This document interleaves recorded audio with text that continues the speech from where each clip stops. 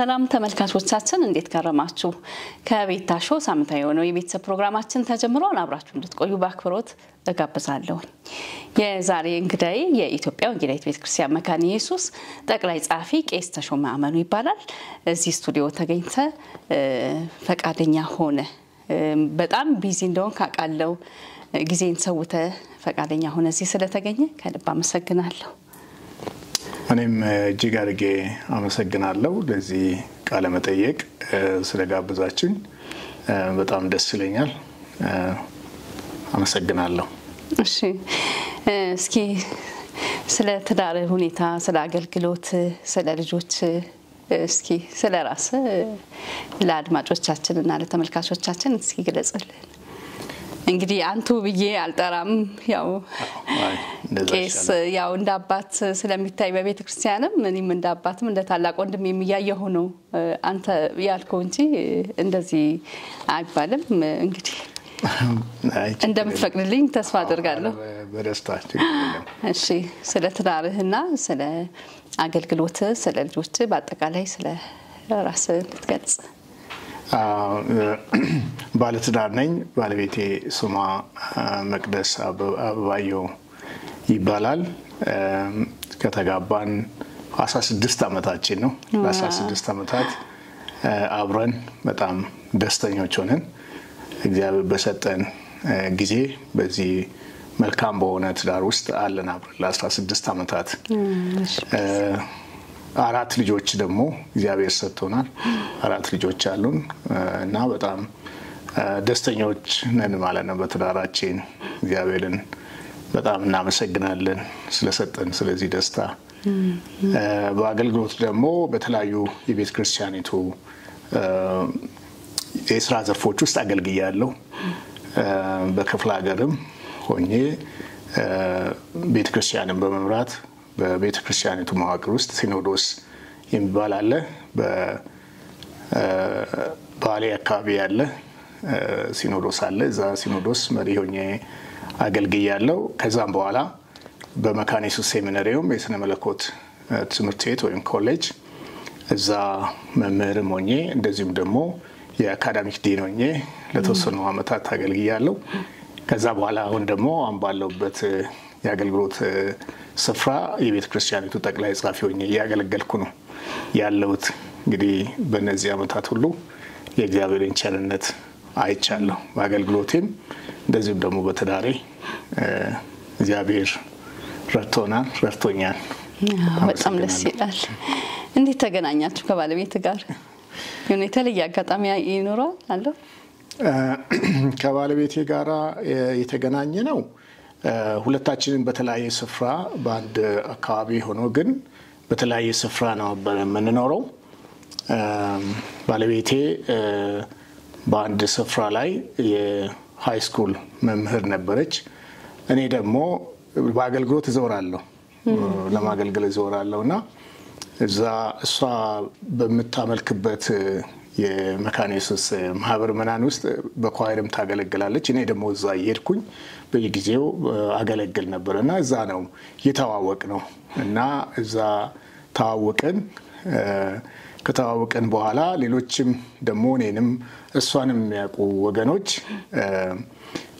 እኔም በራሴ ማለት ነው ስለሷ ማንነት እንደገና ደግሞ እሷም ስለኔ ማንነት ወይንም ያለንን የህይወት ምስክርነት በመረዳት ከዛ በኋላ እርስ በርሳችን ተገናኝተን መነጋገር ጀመርን ማለት ነው የተወሰኑ አመታት ወስዶብናል በርግጥ ከመጋባታችን በፊት እየወሰደብን ወደ 4 አመት በኋላ ነው የተጋባነው ምክንያቱ ደግሞ ምንድነው ከተዋወቅን ከአመት በኋላ ለቤተ ክርስቲያንም ለቤተሰቦቻችንም ካሳወቅን በኋላ ፍቃድ ካገኘን በኋላ እኔ ደግሞ ለትምህርት ወደ ውጭ ሀገር ሄድኩኝ ማለት ነው በትምህርት ላይ ቆይቼ ስመለስ ነው የተጋባነው በዛ ምክንያት ነው እነዚህ አመታት የሄዱት ስለዚህ እግዚአብሔር ራሱ ነው የረዳን ብዬ ማስበው እኛ በራሳችን ያው እርስ በርሳችን ለመተዋወቅ ተነጋግረናል ባለቤቴን ምንድነው ደስ የሚላት እኔ ደው ደስ በኔ ውስጥ ያለው ምን አይነት ሚስት ቢኖርኝ ብዬ ምጸልየውም ወይ ማስበውን እነዛን በሷ ህይወት ውስጥ እነዛን ኳሊቲስ አይቻለሁ ማለት ነው። እሷም እንደዚሁ እና እጸልይም ነበር ማለት ነው። ስጸልይም ምናልባት እኔ ለሷ የማልጠቅማት ወይም እሷም ላይ የማትጠቅም ከሆነ እንደው ባይሆን ብዬ በውስጤ እጸልይ ነው። ግን የእግዚአብሔር ሐሳብ ሆኖ ያው በኋላ ላይ ወሰንን ማለት ነው። ወሰንን ቀደም እንዳልኩት ከወሰንን በኋላ ያው ቤተሰቦቻችን ማስፈቀድ አለብን። ከዛ ደግሞ ለቤተ ክርስቲያን ለሚመሩን የቤተ ክርስቲያን መሪዎች ማሳወቅ ነበረብን። አሳወቅን፣ ከቤተሰቦቻችን ፍቃድ ያገኘን። ከዛም በኋላ ደግሞ ከቤተ ክርስቲያንን ፍቃድ ስናገኝ ትምህርት ጀመርን ማለት የጋብቻ ትምህርት በዛን ጊዜ እንግዲህ ከ6 ወራት በላይ እኔም እሷ አብረን እየሄድን ተማርን ማለት ነው። ስለ ጋብቻ ምንነት መሰረታዊ የሆኑ ነገሮችን በጋብቻ ውስጥ ያለውን ደስታ በጋብቻ ውስጥ የሚገጥመንን ተግዳሮቶች እንዴት እንደምንቋቋም እንደ እግዚአብሔር ቃል እና ትዳራችን ደግሞ እንደ ክርስቲያኖች እንደ ጌታ ልጆች እንዴት አድርገን ትዳራችን ልንመራ እንደሚገባን በቂ የሆነ ትምህርት ተማርን ማለት ነው። ከተማርን በኋላ ያስተማሩን መሪ ቄስ ለጋብቻ መዘጋጀታችን ሲያረጋግጡ ወደ ጋብቻ መጣን እና እነዚህ 16 ዓመታትን በጣም በደስታ እግዚአብሔር ፍጹም በቃ ደስ የሚያሰኝ ህይወት ሰጥቶናል እና የማንጸጸትበት ህይወት ነው ሁለታችንም ብዬ እላለሁና ይሄን ይመስላል። በጣም ደስ ይላል። ይሄ ቆይታችሁ ግን ከተጫጫችሁ በኋላ 4 ዓመት ረጅም ጊዜ ነው። ያው በምክንያት ነው፣ በትምህርት ሰበብ ነው እና ለሌሎቹ እንዴት አለፋችሁት? ለሌሎቹ ምን አይነት ምክር ትመክራለህ? አንዳንዴ እኮ ተጋብተውም ለትምህርት የሚሄዱ ሰዎች በመሃላቸው ክፍተት ሲፈጠር ብዙ ተግዳሮቶች ይገጥሟቸዋልና እንዲህ ደግሞ በጮኝነት ወደ ጋብቻ ከመሄዳቸው በፊት ይሄንን እንደዚህ አይነት ጋፕ ሲኖር እንዴት ይለፉት ብለህ ትላለህ? አንተ እንዴት አለፍክ? በጣም ይከብዳል በእውነት። እኔ ከመተጫጨታችን በፊት ትምህርት ውጭ ሀገር ለመማር ሁለተኛ ዲግሪ ለመማር በሂደት ላይ ነበርኩ ማለት ነው። ውድድሮች ነበሩ። እነዛ ውድድሮችን እወዳደር ነበር። እርግጠኛም ስላልነበርኩ የማለፉን በኋላ ላይ እንግዲህ ከተጫጨን በኋላ የትምህርት ዕድል አገኘው ማለት ነው። ነፃ ወይም ስኮላርሺፕ አገኘው እና ያንን ስኮላርሺፕ ሳገኝ የግድ መሄድ አለብኝ።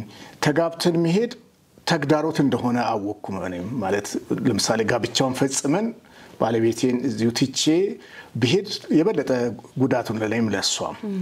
ስለዚህ ምንድነው ወሰነው ቢያንስ 2 ዓመት ነው በትምህርት ላይ የሚቆየው። ያንን 2 ዓመት ታገሰን በጸሎትም በሌሎች ወገኖችም በበሰሉ የቤተ ክርስቲያን መሪዎች ምክርም እያገኘን እነዛን 2 ዓመታት እኔ ጨረስኩ ማለት ነው። የመጀመሪያው 1 ዓመት ነበርኩ፣ ከዛ 2 ዓመት ተማርኩ። 4ኛው ዓመት ላይ 4 ዓመት ያቆየንበት በርግጥ 2 ዓመት ከጨረስኩ በኋላ 3 ዓመት ይሆናል። ከመጣው በኋላ ከተመለስኩ በኋላ በርግጥ አንድ ተግዳሮት ገጠመን ማለት የባለቤቴ እናት አረፉ ማለት ለነጋባ ያሰብን ይያለ። ስለዚህ ያለን የጋብቻን ጊዜ ማስረዘም ነበረብን። ነገር ግን እኔ ብዙዎችን የምመክረው እንደዚህ ረጅም ዓመት መውሰድ የለባቸው ማለት በቂ ጊዜ ወስደው ከሆነ በጣምም ለምሳሌ ከ1 ዓመት በታች ብዙ ጊዜ አይመከርም በአጭር ወራት። ምክንያቱም ትንሽ ጊዜ መውሰድ መጸለይም አንዱ ያንዱን ህይወት መረዳት ያስፈልጋል። ሰው አጥንተን የምንጨርሰው አይደለም። ነገር ግን የተወሰኑ መሰረታዊ የሆኑ ነገሮችን ማወቅ ስለሚገባን ጊዜ መውሰድ ያስፈልጋል እና በተለይም ስንጸልያው እግዚአብሔርም ይመራናል እና የሌሎችን ምስክርነት ስለሚኖር እንደዚህ አይነት ረጅም ጊዜያት መውሰድ እንደዚህ ከአቅም በላይ ካልሆነ ልክ አሁን እኔ እንዳልኩት ግድ 4 ዓመት ይወሰዱ የሚል እንደ ስታንዳርድ ማስቀመጥ አንችልም እና ግን በጣምም አጭር በጣምም ረጅም መሆን የለበትም። ሁለቱ ተጋቢዎች እርስ በርሳቸው መሰረታዊ የሆኑ ነገሮችን ማወቅ ያስፈልጋል። ለምሳሌ በጌታ ሁሉትን ነው አይደለም እናገባው እነዚህ መሰረታዊ ናቸው ለክርስቲያና ህይወታችን። ብስለት ያስፈልጋል፣ ስነ ልቦናዊ ዝግጅት ያስፈልጋል። ሌሎችም ልንኖርባቸው የሚገባ መሰረታዊ ሆኖ ለኑሮ የሚያስፈልጉ ነገሮች አሉ።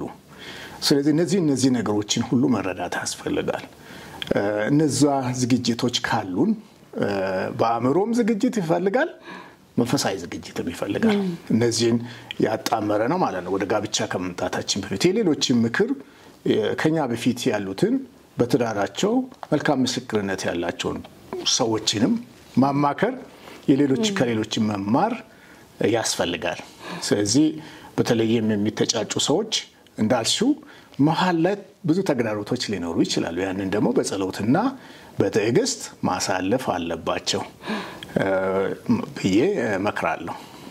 በጣም አመሰግናለሁ። እሺ ጋብቻን እንግዲህ አንተ እንደ ቤተክርስቲያን አገልጋይነት እንደ አስተማሪነት እና በቤተክርስቲያን ታስተምራለህ ብዬ አስባለሁና ስለ ጋብቻ እንዴት ትገልጻለህ? እንዴት ትላለህ? ጋብቻን እንዴት ታየዋለህ?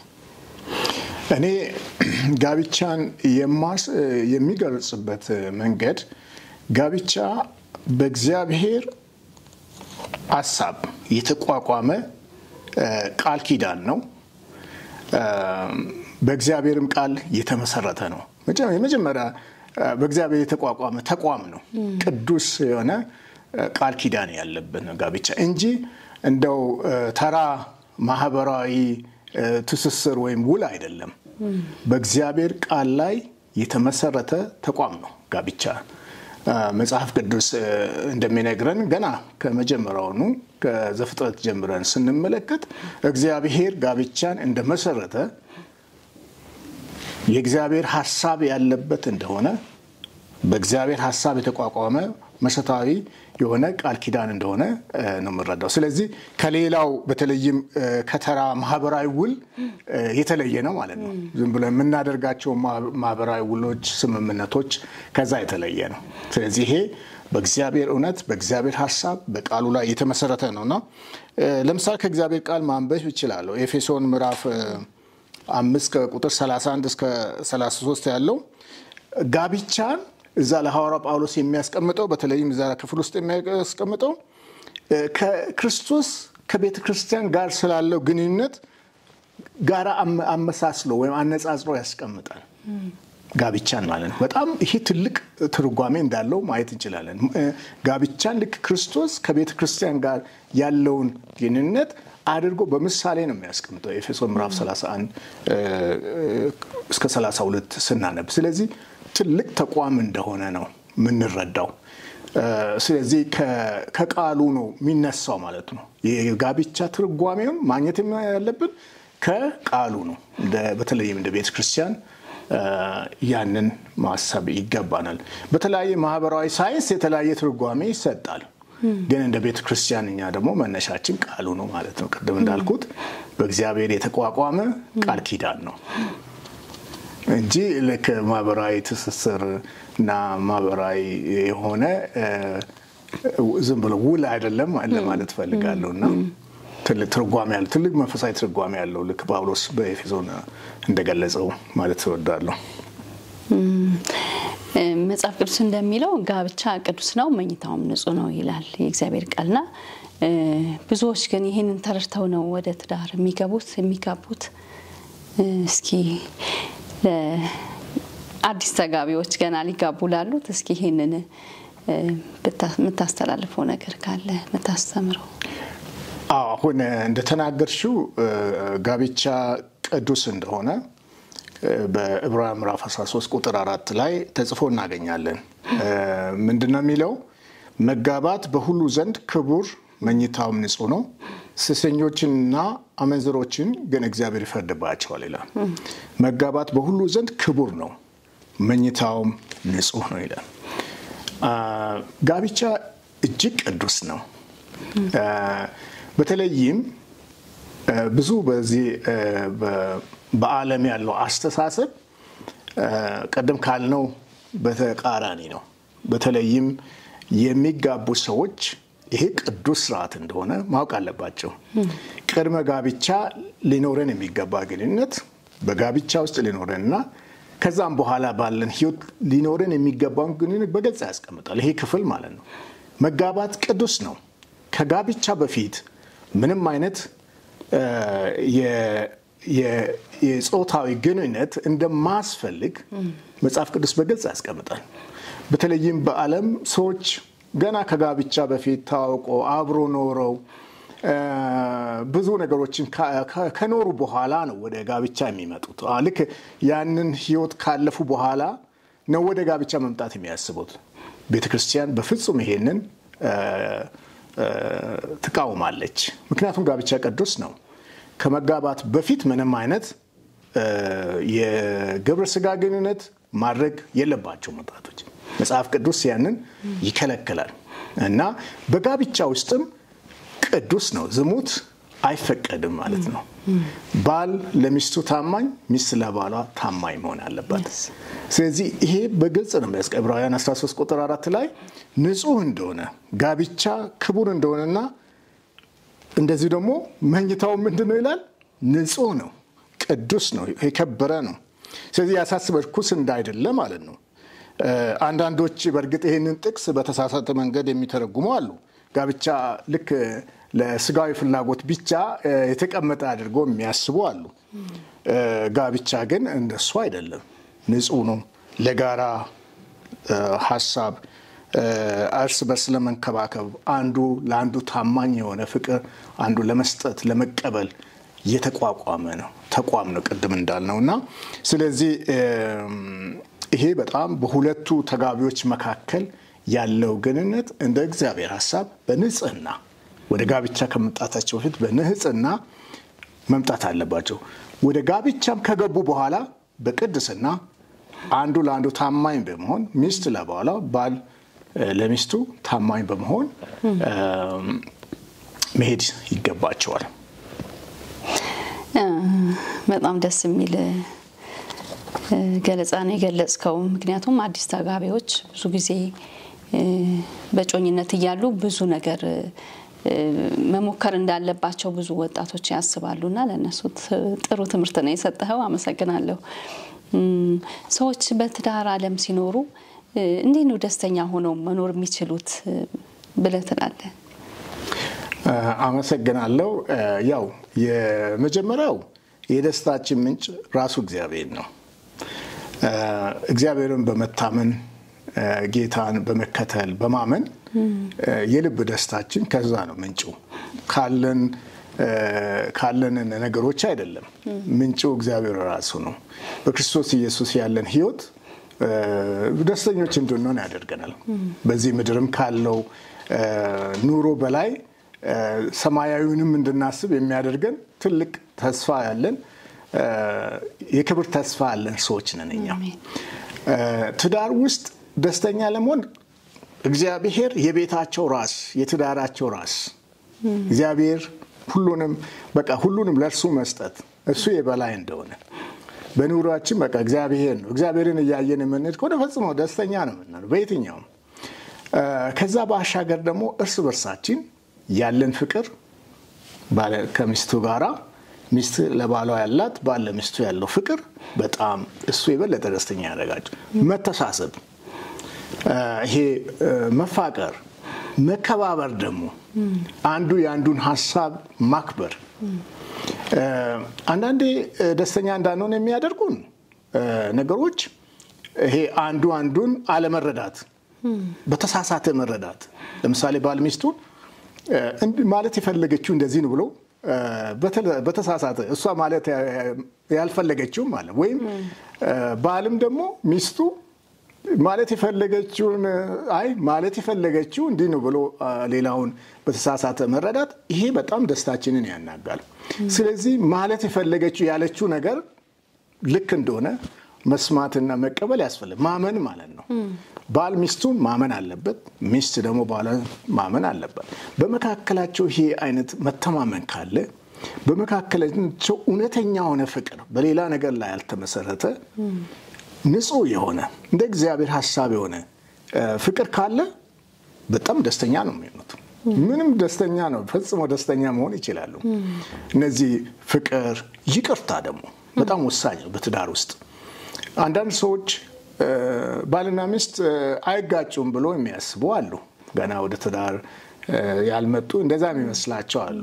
በተለይ በጓደኝነት በእጮኝነት ጊዜ ሁሉ ምንም ነገር አይታየንም። ስለዚህ የምንጋጭ አይመስልንም። ወደ ትዳር ስንመጣ ግን እንጋጫለን ሰዎች ስለሆነ። ግን መጋጨት ሳይሆን ማለት ያ ሳይሆን ይቅር መባባል። ለምሳሌ እርስ በርስ ግጭት ቢፈጠር አንዱ ደስተኛ የሚያደርገን አንዱ ለአንዱ ምህረት ማድረግ ነው። ይቅርታ ማድረግ እረፍት ይሆንልናል። አንዱን በደል የምንቆጥር ከሆነ ደስታችን የተቀማ ነው የሚሆነው። ግን ይቅር የምንባባል ከሆነ ያ በትዳራችን ውስጥ ትልቅ ደስታን ይጨምርልናል። ስለዚህ እነዚህ ነገሮች መሰረታዊ ናቸውና በቆላስይስ ምዕራፍ 3 ከቁጥር 13 እስከ 14 እርስ በርሳቸው ክርስቲያኖች ባልና ሚስትም ይቅር እንዲባባሉ ምህረት እንዲደራረጉ በትህትና አንዱን እንዲቀበል ያ ክፍል ይገልጻል። ስለዚህ ቃሉ መሰረት ነው ለኛ። ቀደም እንዳልኩ የደስታችን ምንጭ ነው። የምናደርገው ስንሳሳት እንኳን ወደ ቃሉ ስንመለስ ቃሉ የኛን ማንነት ይገልጥልናል እና ወደ እውነት ስንመለስ ምህረት ለማድረግ አንዱን ለመቀበል በጣም ቀላል ሆነ። ያን ጊዜ በህይወታችን በጋብቻችን በትዳራችን ደስተኞች እንሆናለን። እነዚህ በጣም ወሳኝ ናቸው፣ አስፈላጊ ናቸው።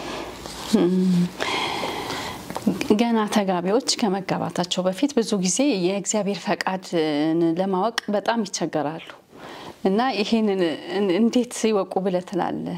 ከመጋባታቸው በፊት ያው ፍቅር እንዳለ ሆኖ ግን የእግዚአብሔር ፈቃድ የሆነ ሰው ለማግባት ምን መከተል አለባቸው ብለህ ትላለህ? እንዴት ይወቁ? የእግዚአብሔር ፈቃድ በቃሉ ውስጥ እንደተገለጠው በጎና ደስ የሚያሰኝ ነው። የእግዚአብሔር ፈቃድ በአንደኛ ሮሜ ምዕራፍ 12 ቁጥር 2 ላይ እንደዚህ ይላል። የእግዚአብሔር ፈቃድ እርሱም በጎና ደስ የሚያሰኝ ፍጹምም የሆነውን ነገር ምን እንደሆነ ፈትናችሁ ታውቁ ዘንድ በልባችሁ መታደስ ተለውጡ እንጂ ይህን ዓለም አትምሰሉ ይላል። የእግዚአብሔር ፈቃድ ምንድነው?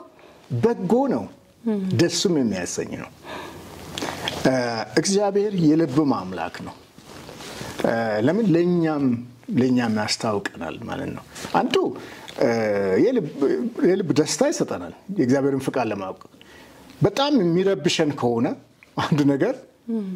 አንድ ነገር ውስጣችን የሚረበሽ ከሆነ ሁለት ነገሮች ነው የሚመስለኝ። አንዱ ወይ እግዚአብሔር ፈቃድ አይደለም ወይ ጊዜው አይደለም። ያለ ጊዜው የሆነ ነገርም ይረብሸናል። የእግዚአብሔር ፈቃድ ያልሆነው ለዛ ይረብሸናል። ስለዚህ ጊዜ መውሰድ ለዛ ነው የሚያስፈልገው። የእግዚአብሔርን ፈቃድ ለይቶ ለማወቅ ጊዜ ይፈልጋል። የእግዚአብሔር ፈቃድ ነው አይደለም ለማለት አንዱ በጎ ነው፣ ንጹህ ነው የእግዚአብሔር ፈቃድ። ለምሳሌ አንድ ክርስቲያን ኤኬሊት እኮ በጣም ጥሩ ናት፣ በራሷ ስነ ምግባሯ በጣም ጥሩ ነው፣ ወይም እሷ በጣም ጥሩ ሰው ነው፣ ጌታን አያውቅም እንጂ በጣም ጥሩ ሰው ነው ይላሉ አንዳንድ ሰዎች። ያንን ግን በፍጹም ልክ አይደለም። መጣመር ያለባቸው ሁለት በጌታ የሆኑ ሰዎች ናቸው። ስለዚህ በጎ፣ ደስ የሚያሰኝ፣ ንጹህ፣ ፍጹም ይላል። እነዚህ ነገሮች ማወቅ ያስፈልጋል። የእግዚአብሔር ፈቃድ ምን እንደሆነ ፈትናችሁ ነው የሚለው። ደግሞ መፈተን ያስፈልጋል። ዝም ብሎ ሀፈፍ ማድረግ ሳይሆን መፈተን ይፈልጋል፣ ማየት ይፈልጋል፣ ጊዜ መውሰድ ይፈልጋል፣ የጌታን ፈቃድ መጠየቅ ይፈልጋል። እግዚአብሔር አምላክ ይመራል፣ የሚመራ አምላክ ነው፣ የልባችን አምላክ ነው፣ ለእኛም ያስታውቅ ነው።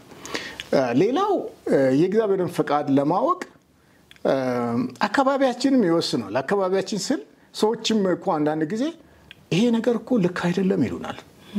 በፊታችን ያሉ አባቶች፣ የእምነት አባቶች፣ ሌሎች መሪዎች አይ ይሄ አካሄድ ልክ አይደለም ይሉናል። መስማት ይገባናል። አካባቢያችንም ወይም የምናውቃቸው በእምነታቸው የበሰሉ ሰዎች ልክ አይደሉም እያልን ጥሰን መሄድ በጣም አስቸጋሪ ነው። በእርግጥ የሚሉበት የነሱ ሞቲቭ ማወቅ ያስፈልጋል። ግን በተለይ የሚመሩን የቤተ ክርስቲያን መሪዎች፣ አገልጋዮች፣ በእምነታቸው የበሰሉ ሰዎች ለተሻለ ነገር ነው አይደል የሚመሩን ስለዚህ የሌሎችንም ምክር ማግኘት ያስፈልጋል የእግዚአብሔርን ፈቃድ ማወቅ ወደ ቃሉ መመለስ ቀደም እንዳልኩት እነዚህ ነገሮች ናቸው በቃ በጎ ነው ደስ የሚያሰኝ ነው ፍጹምም ነው የእግዚአብሔር ሐሳብ እነዚህ ነገሮች መሰረታዊ ናቸው ቄስ እስኪ ስለ ፍቺ አንዳንድ ነገር ብናነሳ ብዬ ነው የፍቺ ምክንያቶች ምን ሊሆኑ ይችላሉ ብለህ ታስባለህ እኔ የፍቺ ምክንያት የሚመስለኝ ብዙም ጊዜ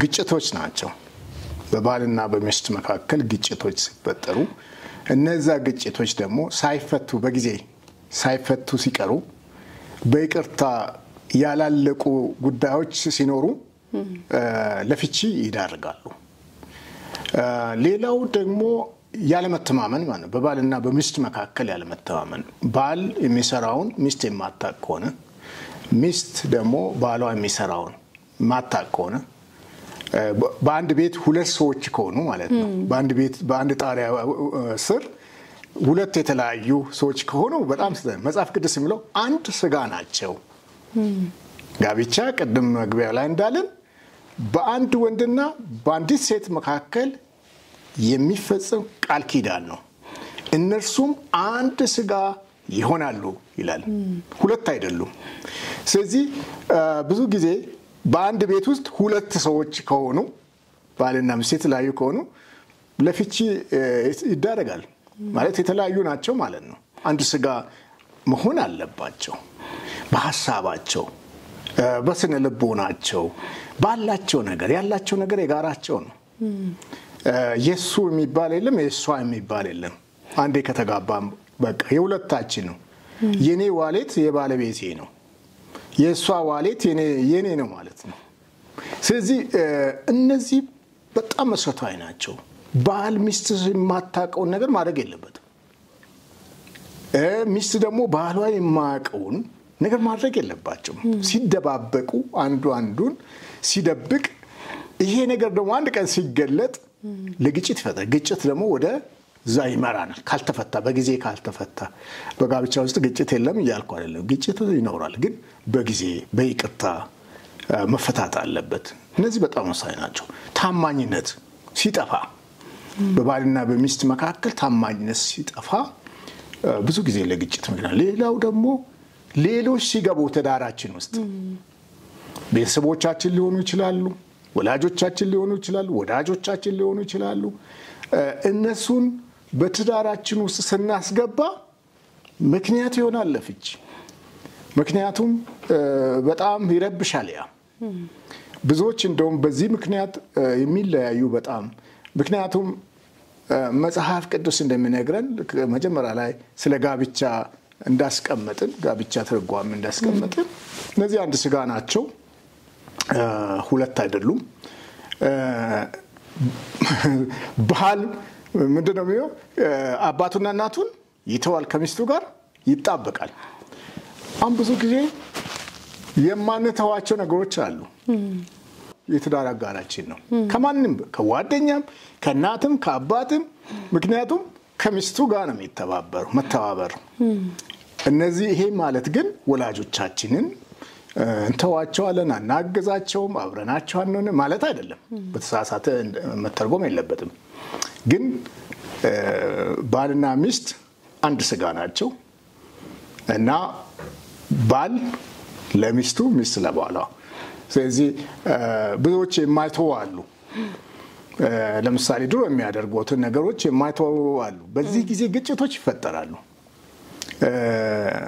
ወላጆቻቸውን በትዳራቸው ውስጥ ጣልቃ እንዲገቡ የሚፈቅዱ አሉ መፍቀድ የለብንም በጣም የሚቀርቡ ወንድሞቻቸው ወይ እህቶቻቸውን ኦርስ ደግሞ ጓደኞቻቸውን ሁሉ ሳይቀር እድል የሚሰጡ አሉ በትዳራቸው ላይ አስተያየት እንዲሰጡ በጣም የተሳሳተ ነው ሁለቱ ብቻ ናቸው ስለ ትዳራቸው ማሰብ የሚገባቸው ስለዚህ ብዙውን ጊዜ ከዚህ የተነሳ ለፍቺ ይዳረጋል እነዚህ ታማኝነት መጥፋት መከባበር ሲጠፋ በሚስትና በባል መካከል መከባበር ሲጠፋ መናናቅ ሲመጣ ስለዚህ ሚስት ለባሏ ዘውዱ ነች ማለት ነው እሱ ዘውድ ናት እሱ ደግሞ ለሚስቱ ከሌላ ከሁሉ የተሻለው እሱ ነው ለሚስቱ።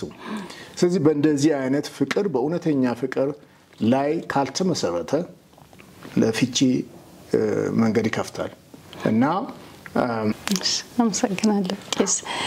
ተመልካቾቻችን ከቄስ ተሾመ አመኑ ጋር ያደረግነው ቆይታ በዚህ አላበቃም። በሚቀጥለው ክፍል 2 ይዘን እንመጣለን። እስከዚያው ሰላም።